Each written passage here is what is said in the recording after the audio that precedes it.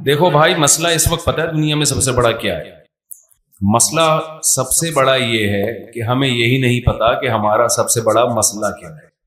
سمجھ رہے ہو؟ ہم جن چیزوں کو اپنا سب سے بڑا مسئلہ سمجھ رہے ہیں، حقیقت میں وہ ہمارا سب سے بڑا مسئلہ نہیں ہے. میں اور آپ جن چیزوں کو سب سے بڑا مسئلہ سمجھتے ہیں وہ کیا ہے؟ پیسہ آ جائے، پیسہ نہیں آ رہا تو یہ بہت بڑا مسئلہ ہے. کیا خیال ہے؟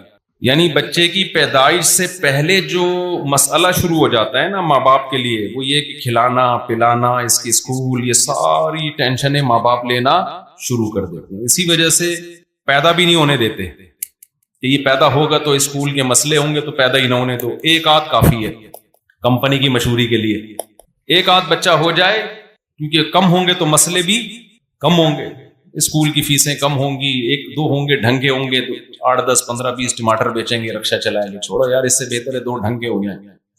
تو یہ مسئلہ وہاں سے شروع ہوتا ہے، پیدائش روکی جاتی ہے، کیونکہ مسئلہ سب سے بڑا سمجھا جاتا ہے پیسے کو، ایجوکیشن کو، صحت کو. پھر جب پیدا ہو جاتے ہیں تو بچہ جب بڑا ہوتا ہے تو اس کے لیے بھی سب سے بڑا مسئلہ یہی، ماں باپ کے لیے بڑا مسئلہ ٹیوشن، اسکول میں نمبر کم کیوں آ رہے ہیں، یہ تو پیچھے رہ جائے گا تعلیم میں پیچھے رہ گیا، ٹینشنیں لینا شروع کر دیتے ہیں. اف کیا بنے گا اس کا، کمبخت تیرے نمبر کم کیوں آ رہے ہیں امتحان میں، اس لیے تو 2 تھوڑی پیدا کیے تھے کہ یہ 2 کا بھی یہ حال نکلے. ایک ہی انڈا وہ بھی گندا، کہتے ہیں نا. 2 تو ہم نے اس لیے 2 کے بعد روک لیا تھا کہ 2 تو کم از کم ڈھنگ کے ہوں. اس کے بعد بچہ بڑا ہوتا ہے، اگر ایجوکیشن میں کمال پیدا کر لیا تو جاب کا بہت بڑا مسئلہ. سمجھ رہے؟ یہ ایک نیا مسئلہ ہے یار، اس کو اچھی جاب مل جائے، بزنس مل جائے، وہ نہیں مل رہا تو ایک ٹینشن. پھر مسئلہ یہ ہوتا ہے کہ جی جاب اگر نہیں ملے تو مسئلہ ہی میں پھر وہ ناکام. وہ کیا ہے؟ ناکام ترین آدمی دنیا کا.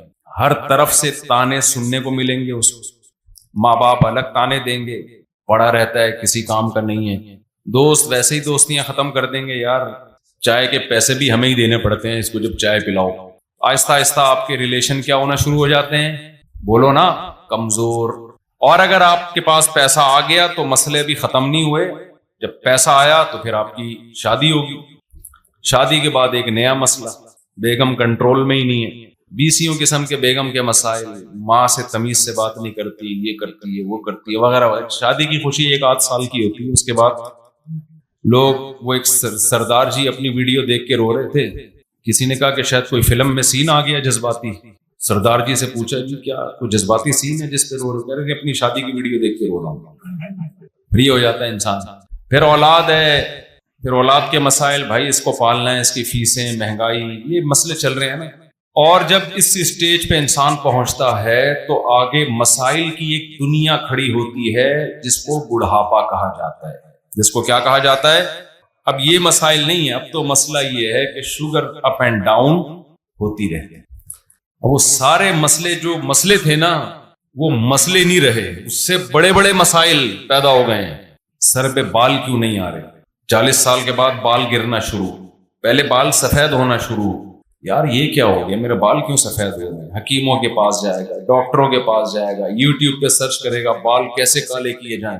تھوڑے دنوں میں بال کالے تو دور کی بات، بال ہی نہیں رہتے سر میں. آدمی کہتا ہے سفید تھے تو صحیح نا، کوئی ایسی چیز تو تھی جس کو کالا کر سکتا تھا، اب تو وہ چیز ہی گئی. اب مسئلہ ہوگا بھائی میرے بال کیسے نکلیں گے سر پہ. ابھی بالوں کا مسئلہ ختم نہیں ہوا، کہتے ہیں نا گوڈے جواب دے گئے ہیں، گھٹنوں میں پین شروع ہو گیا ہے، کڈنی کا مسئلہ کھڑا ہو گیا، شوگر اپ اینڈ ڈاؤن ہوتی رہتی ہے، بلڈ پریشر، اس پہ لوگ خوش ہوتے ہیں میرا بلڈ پریشر نارمل. یہ بہت بڑی کامیابی ہے، عظیم انسان ہے، 50 سال میں اس کا بلڈ پریشر کیا ہے؟ نارمل. یہ بہت عظیم انسان سمجھا جاتا ہے، بغیر دواؤں کے بلڈ پریشر کیا ہے؟ نارمل ہے بھائی، عظیم انسان. لوگ اس سے دم کروا رہے ہوتے ہیں کہ آپ کو بہت پہنچے ہوئے بزرگ ہیں، آپ 50 سال کے ہو گئے اور آپ کا بلڈ پریشر کیا ہے؟ نارمل. یہ بہت بڑی کامیابی ہے. تو اتنے مسئلے آگے جا کے بالآخر اطلاع آتی ہے کہ حضرت کا انا للہ ہو چکا ہے، حضرت کا جنازہ ہے، اور اتنے بج کے اتنے منٹ پہ نماز جنازہ ہوگا، جو حضرات آنا چاہتے ہیں وہ تشریف لے آئے. اس کے بعد وہ حضرت قبر میں گئے اور نئے حضرت مارکیٹ میں آنا جتنے بھی ہم جیسے حضرت ہیں وہ سب اسی طرح مارکیٹ میں آئے, اس پروسیس کو پورا کر کے مارکیٹ سے شارٹ ہو. یہ کیا کوئی زندگی ہے میرے بھائی؟ بولو نا. یعنی جس کے مسئلے پورے ہو گئے وہ بھی انجام کیا ہے؟ موت. جس کے مسئلے پورے نہیں ہوئے اس کا انجام بھی کیا ہے؟ موت. جس کو بلڈ پریشر ہائی رہتا ہے اس کا انجام بھی موت. جس کا نارمل تھا تو وہ کون سا قیامت کا اعلان کر کے جائے گا؟ ہے بھائی. مجھے یاد ہے بچپن میں ہمارے محلے میں, یار یہ مائک کی آواز عجیب سی نہیں گونج رہی ہے, تو ہمیں یاد ہے گونج کے میرے ہی کانوں میں آ رہی ہے دوبارہ. بچپن میں ہمارے محلے میں کسی بزرگ کا انتقال ہو گیا, 55-60 سال ان کی عمر تھی. کوئی بزرگ ہونے میں بھی اختلاف تھا کہ ابھی بزرگ ہیں بھی کہ نہیں ہیں. جب ابھی کچھ بہتر ہوئی ہے. جب ان کا انتقال ہوا نا تو جنازے میں ہم بھی گئے. تو آپ کو یاد ہے کہ جنازے میں لوگ کیا باتیں کیا کرتے تھے؟ بھائی موت تو برحق ہے, ہم سب نے جانا ہے. لیکن میں نے اس جنازے میں ماڈرن بزرگ دیکھے. یہ پرانے زمانے کے بزرگ ہوا کرتے تھے جو اس قسم کی باتیں کیا کرتے تھے. جنازے کو دیکھ کے, میت کو دیکھ کے یہ باتیں کیا کرتے تھے. بھائی ایک دن ہم بھی پٹے پہ لیٹے ہوئے ہوں گے, بھائی ایک دن ہمیں بھی اٹھا کے لے جا رہے ہوں گے لوگ. اب جب ماڈرن دنیا ہے نا تو اس میں یہ باتیں نہیں ہوتی. ماڈرن دنیا میں یہ باتیں ہوتی ہیں کہ کیوں مرے یہ, ان کی وجہ, ڈیتھ کی وجہ پہ غور کرو. تو باتیں ہو رہی تھیں. کچھ لوگ کہہ رہے تھے اصل میں ڈالڈا والڈا آ گیا ہے آج کل, کوکنگ آئل صحیح نہیں ہے, غذائیں صحیح نہیں ہیں, اس لیے مرحوم جلدی چلے گئے. 55-60 سال میں تو نہیں جانا چاہیے تھا, تھوڑا 5-6 سال ابھی نکالنے چاہیے تھے. کوئی کیا کہہ رہا ہے, کوئی کیا کہہ رہا ہے. میں بچہ تھا اس وقت, لیکن مجھے ان کی یہ باتیں بہت بری لگ رہی تھی کہ یہ موقع نہیں ہے یہ باتیں کرنے کا. جیسے ایک امام صاحب نے نکاح پڑھایا, میرے پاس ان کی کمپلین آئی. نکاح پڑھاتے ہوئے وہ شوہر سے کہہ رہے ہیں کہ بھائی ٹھیک ہے میں نے قبول کیا, فلاں کو تمہارے نکاح میں دیا, لیکن ایک بات یاد رکھنا, طلاق دینا ہو تو شریعت کے مطابق دینا, اور 3 طلاقیں دینا حرام ہے, ناجائز ہے. تو پہلے یوں کرنا, پھر یوں کرنا, پھر ایسے کرنا, پھر اگر مجبوری ہو تو دے دینا, ورنہ نہیں دینا. مجھے اطلاع ملی, میں نے کہا یار مسئلہ تو ٹھیک بیان کر رہے ہیں لیکن یہ موقع نہیں ہے. نکاح کی مجلس میں طلاقوں کی باتیں کرنا شروع کر دیں تو عجیب سی بات ہو جائے گی نا. کیا خیال ہے؟ ہر صحیح بات ہر موقع کی نہیں ہوتی. کچھ موقع ہوتے ہیں ان پہ وہ موقع کی بات ہی اچھی لگتی ہے. خوشی کا موقع ہے, آپ طلاقوں کی باتیں کر رہے ہیں. ایک صاحب تھے, ہمارے بیانات بہت سنتے تھے. انہوں نے کہیں شادی کا پیغام بھیجا, بات طے ہو گئی تو خود ہی سے کہہ دیا کہ اگر حالات صحیح نہ ہوئے, میری بیوی سے نہ بنی تو میں دوسری بھی کر سکتا ہوں, میں دوسری بھی اگر پھڈے ہو گئے تو میں کون سی پھر دوسری شادی بھی کروں گا. وہ لڑکی والوں نے رشتہ ہی توڑ دیا. مجھے آگے بتانے لگے کہ دیکھو یار صاف گوئی کا زمانہ نہیں ہے, میں نے کہہ دیا تھا اگر ہمارے پھڈے ہوئے تو میں دوسری شادی بھی کر سکتا ہوں. میں نے کہا یہ صاف گوئی نہیں, صاف گوئی یہ ہوتی ہے کہ آپ بولتے کہ پھر بھی اگر مسئلہ نہ بنا تو میں منہ بھی توڑ سکتا ہوں, اور اگر پھر بھی ہماری آپس میں نہ بنی تو میں طلاق بھی دے سکتا ہوں. تو پوری بات کرتے نا. اور اگر خدا نہ خواستہ اس نے مجھے قتل کرنے کی کوشش کی تو میں اس کے سر میں گولی بھی مار سکتا ہوں. اگر مگر لگانا شروع کر دیں تو اس کی تو میرے بھائی ایک بہت طویل فہرست ہے. تو پاگل آدمی, تیری شادی ہو رہی ہے تو خوشی منا, تو محبت کی باتیں کر کہ ماشاءاللہ میں آپ کی بچی کو اچھا رکھوں گا. وہی پولیو کے قطرے والا واقعہ سنا آپ لوگوں نے, ایک بڑا زبردست واقعہ ہمارے پاس. میں یہ واقعہ برائے واقعہ نہیں سنا رہا, میں بتا رہا ہوں کہ جنازے پہ جو کرنے کی باتیں ہوتی ہیں وہ بھی لوگوں نے چھوڑ دی ہیں. وہ ڈالڈے اور دیسی گھی کی باتیں ہو رہی ہوتی ہیں جنازوں پہ کہ کیوں مرے یہ.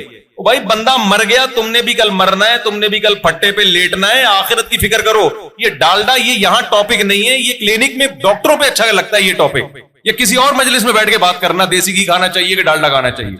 میت پہ تو آپ سوچیں کہ بیٹا تو ڈالڈا کھائے گا یا دیسی گھی کھائے گا, آنا اسی پھٹے پہ ہی ہے. تو نے بتاؤ یہاں مجھ سمیت آپ میں سے کوئی ایسا ہے جو پھٹے پہ نہیں لیٹے گا؟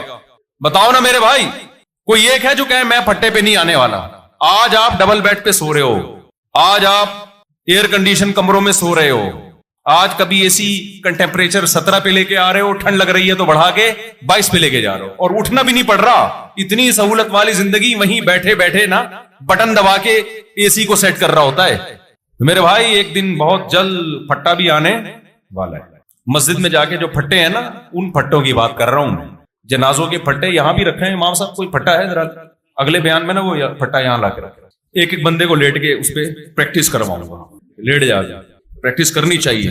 لیٹیں, کروٹیں لیں اور بولیں آج تو میں خود ہل رہا ہوں, کل کوئی ہلائے گا تو ہلوں گا, ورنہ ہلوں گا بھی اپنی مرضی سے نہیں. چاہے دیسی گھی کھاؤ یا ڈالڈا کھاؤ, کچھ بھی کھاؤ.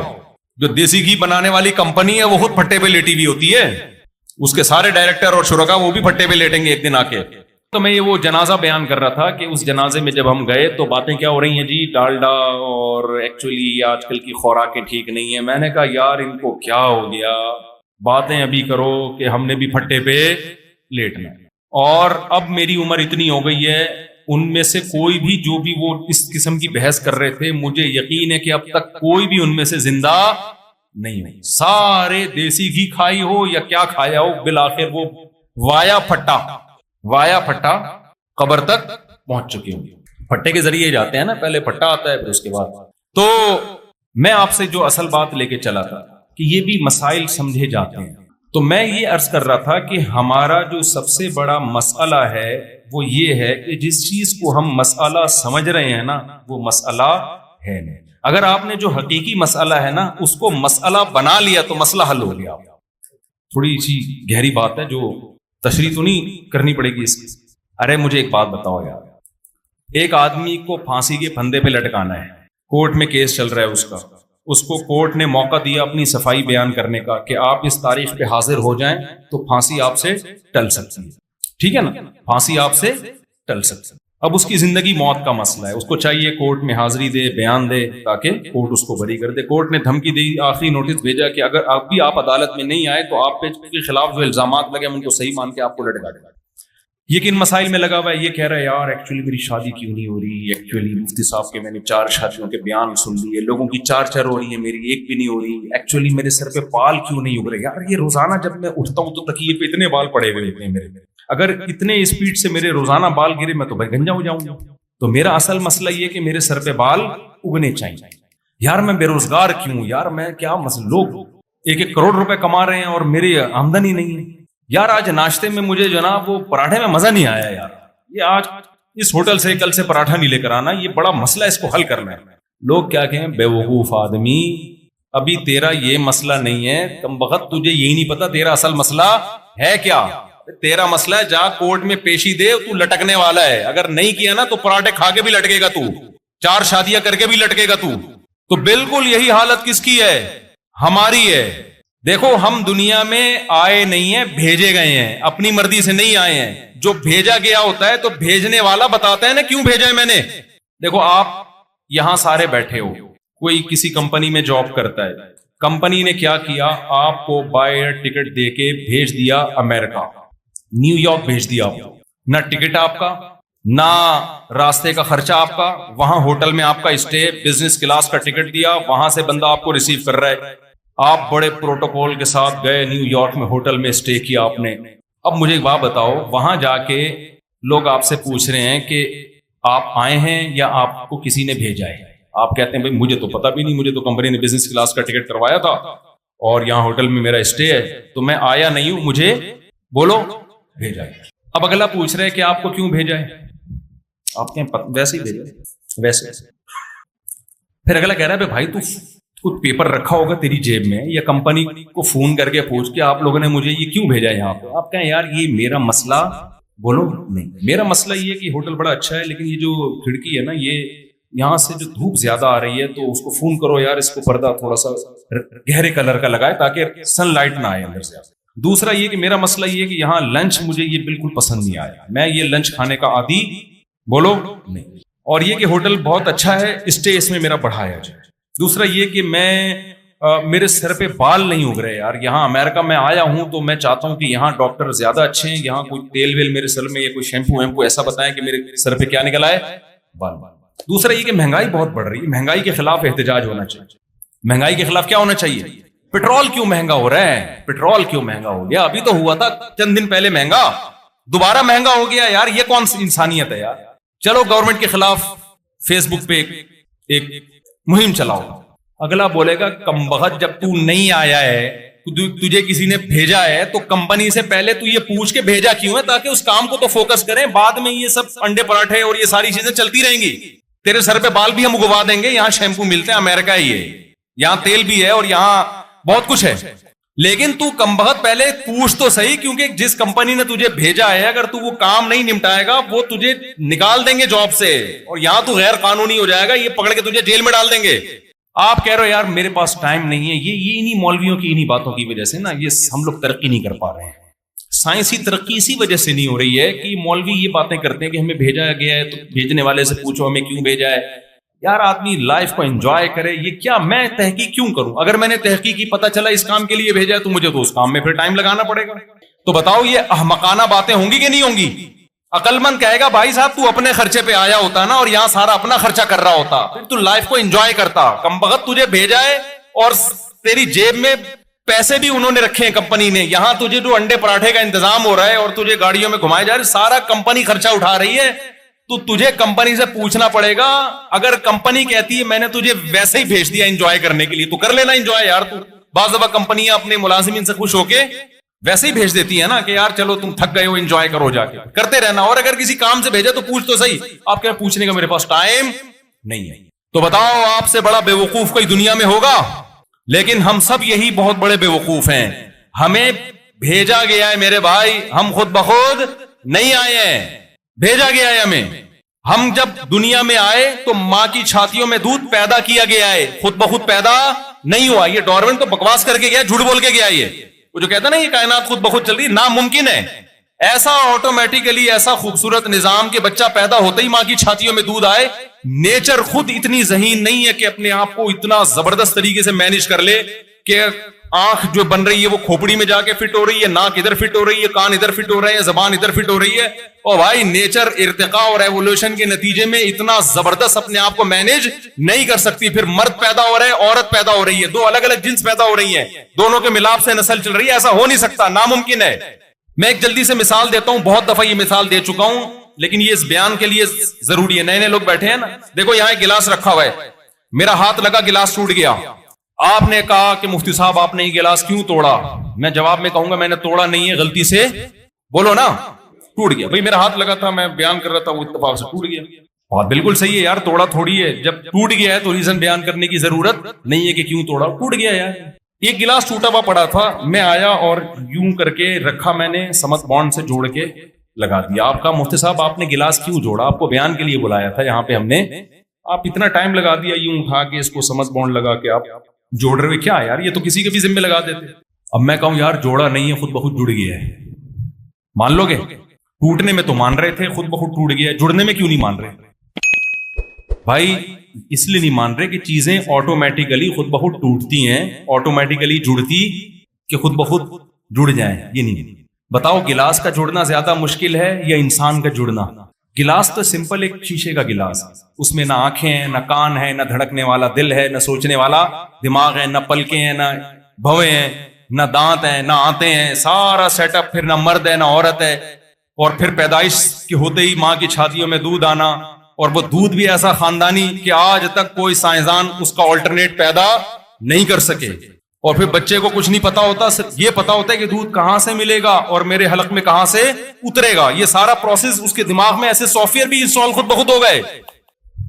تو میرے بھائی ایک گلاس نہیں جڑ سکتا. کروڑوں کھربوں سال میں بھی میں اور آپ آٹومیٹیکلی وجود میں نہیں آ سکتے. ہم آئے نہیں, ہمیں بنایا گیا ہے. جب بنایا جاتا ہے تو میں نے اگر گلاس کو جوڑا ہے تو آپ پوچھیں گے کیوں جوڑا, تو میرے ذمے ہے بتانا کہ میں نے کیوں جوڑا. اگر میں نہیں بتاتا آپ مجھے بیان سے نکال دو گے, یار آپ کبھی یہ جوڑ رہے ہو, کبھی وہ جوڑ رہے ہو, کبھی لا کے پنکھا ٹھیک کر رہے ہو. مولانا آپ بیان کے لیے آئے ہو, آپ پنکھے ٹھیک کرنے کے لیے تھوڑی آئے ہو یہاں پہ. ابے بھائی نہیں سمجھ میں آ رہی تو بتا دو, میں چلا جاتا ہوں یار. یہ ڈارون جو ہے نا بہت بڑا جھوٹ بول کے گیا ہے, فضول باتیں کر کے گیا ہے. خدا کی بغاوت یار, ایک حد تک کرو نا, ایک حد تک کرو. تمہیں سمجھ میں نہیں آ رہا کائنات کیسے بنی تو کچھ بھی بول دو گے. بھائی عدالت میں کیس چل رہا ہے, آپ کہہ رہے ہو جج صاحب میرے پیسے چوری ہوئے ہیں, کسی نے چوری کی ہیں. جج کہتا ہے کس پہ شک ہے تمہیں؟ آپ کہ پتہ ہی نہیں, لیکن کسی نے چوری کی ہیں. تو جج کہے تو منہ سے پھوٹ نہ کس پہ چوری کی ہیں, تو ہم بندہ لے کر آئیں گے نا.